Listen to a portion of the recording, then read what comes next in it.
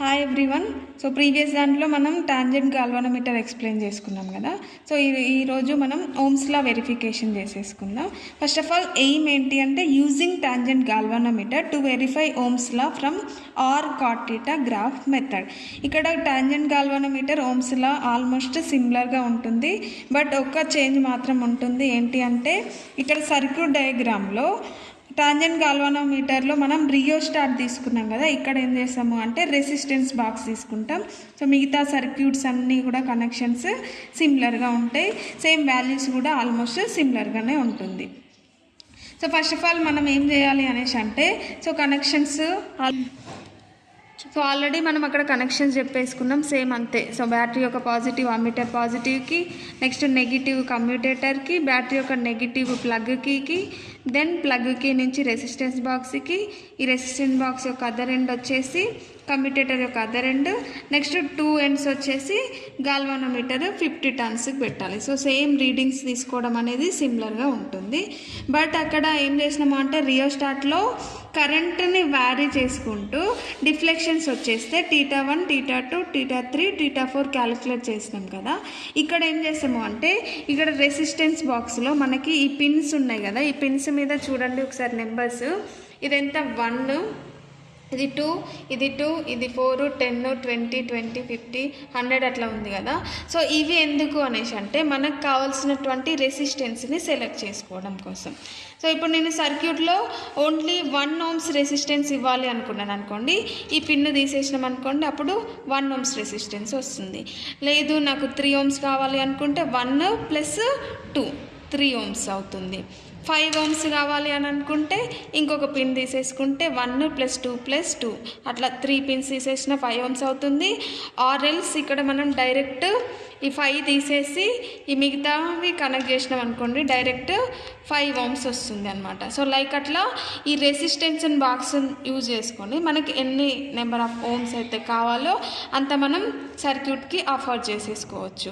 ఇప్పుడు ఫస్ట్ మనం ఏం చేయాలంటే ఈ రెసిస్టెన్స్ బాక్స్లో 5 ohms ఒకసారి అప్లై చేసు, నెక్స్ట్ 10 ohms, 15 ohms, 20 ohms అట్లా 5 ohms ఇంక్రీజ్ చేసుకుంటా గాల్వానోమీటర్లో వచ్చినటువంటి డిఫ్లెక్షన్స్ యాంగిల్స్ అనేది క్యాలిక్యులేట్ చేయాలి. సో ఫస్ట్ ఏం చేస్తున్నాము అంటే మనం 5 ohms ఇస్తున్నాము. ఇక్కడ 5 ohms రెసిస్టెన్స్ అనేది ఇచ్చినప్పుడు ఇక్కడ మనకి డిఫ్లెక్షన్స్లో ఇక్కడ క్యాలిక్యులేషన్లో θ1, θ2 చూపిస్తుంది. ఎంత చూపించింది? ఇక్కడ θ1 వచ్చేసి 50 degrees ఉంది, ఇక్కడ θ2 వచ్చేసి 60 degrees ఉంది. సేమ్ కనెక్షన్స్ సిమిలర్గా ఉంటాయి, అంటే ఈ 2 ఆపోజిట్ సైడ్స్ చేసుకున్నప్పుడు θ1, θ2 తీసుకోవాలి.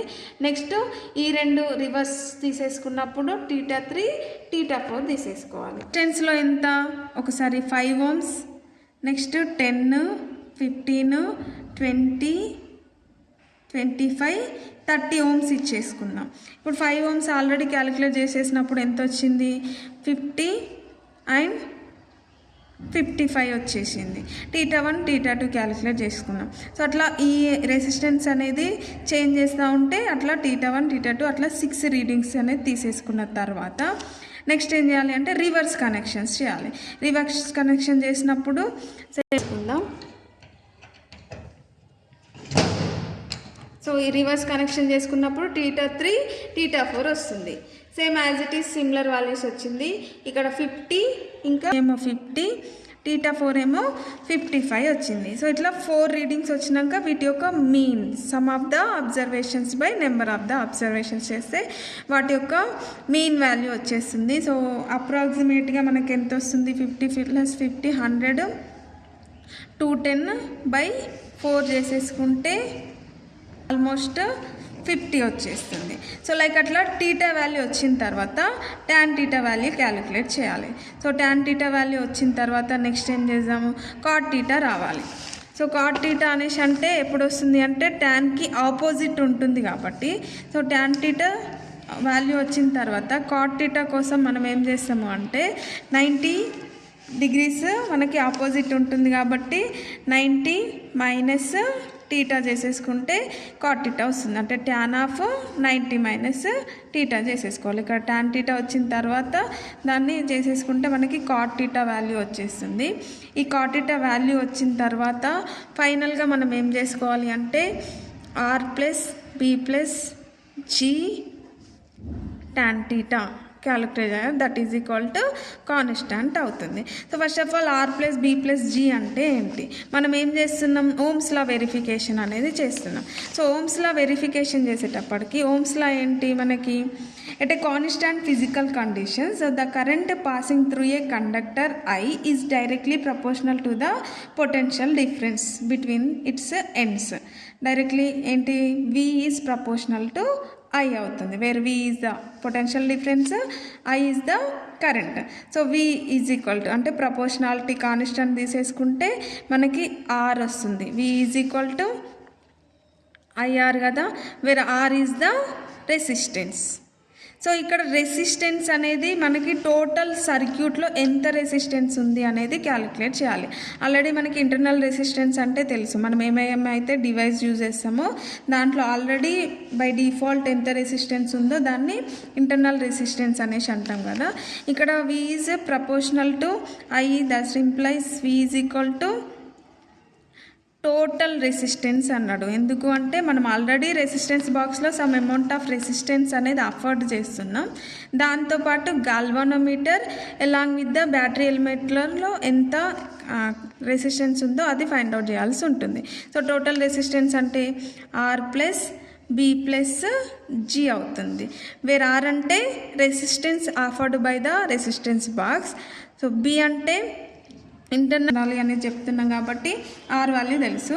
So B plus G value అనేది ఫైండ్ అవుట్ చేయడం కోసం మనం ఏం చేస్తాము అనేసి అంటే గ్రాఫ్ అనేది డ్రా చేసుకుంటాం. ఆర్కి ఇంకా కాట్-థీటాకి ఆల్రెడీ మనం టాబ్లర్ ఫామ్లో కాట్-థీటా వాల్యూ క్యాలిక్యులేట్ చేసినాం కదా. ఈ కాట్-థీటాకి ఇంకా ఈ తీసుకున్నటువంటి ఆర్ వాల్యూస్కి గ్రాఫ్ అనేది డ్రా చేస్తే ఆర్ వాల్యూ ఏమో ఎక్స్ యాక్సిస్ మీద తీసేసుకోవాలి ఓమ్స్లలో. నెక్స్ట్ కాట్-థీటా వచ్చేసి వై యాక్సిస్ మీద తీసేసుకుంటే మనకి ఇక్కడ లైన్ అనేది వస్తుంది. అంటే వచ్చిన పాయింట్స్ అన్నిటిని కనెక్ట్ చేసుకున్నప్పుడు ఈ స్ట్రేట్ లైన్ని ఇలా ఎక్స్టెండ్ చేసుకుంటూ వెళ్తే ఎక్స్ యాక్సిస్ మీద నెగిటివ్ సైడ్ ఒక పాయింట్ దగ్గర టచ్ చేస్తూ ఉంటుంది. అట్లా ఈ ఆరిజిన్ నుంచి ఎక్కడ పాయింట్ అయితే టచ్ చేసిందో ఓ ఇంకా ఏ ఈ దాన్ని ఏమంటామంటే బి ప్లస్ జీ అనేసి చెప్తూ ఉంటాం. సో అట్లా B plus G value calculate చేయాలి. సో ఎవ్రీ టైం ఫస్ట్ రీడింగ్కి R plus B plus G into tan θ చేసుకుంటే సమ్ అమౌంట్ వచ్చేస్తుంది. సో నెక్స్ట్ మిగతా 5 రీడింగ్స్ తీసుకున్నప్పుడు కూడా సేమ్ ఆల్మోస్ట్ సిమిలర్గా వచ్చేస్తుంది. అంటే similar in the sense constant values. So అట్లా R plus G plus B into tan θ is equal to constant వచ్చింది అనుకోండి. అంటే అలాంగ్ ఈ 6 రీడింగ్స్లో మనకి కాన్స్టాంట్ వాల్యూస్ వచ్చేస్తే అప్పుడు మన ఓమ్స్ లా అనేది వెరిఫై అయిపోతున్నట్టు. సో ఈ విధంగా మనం టాంజెంట్ గాల్వానోమీటర్ని యూజ్ చేసి ఓమ్స్ లాని వెరిఫికేషన్ అనేది చేసుకుంటూ ఉంటాం. Thank you.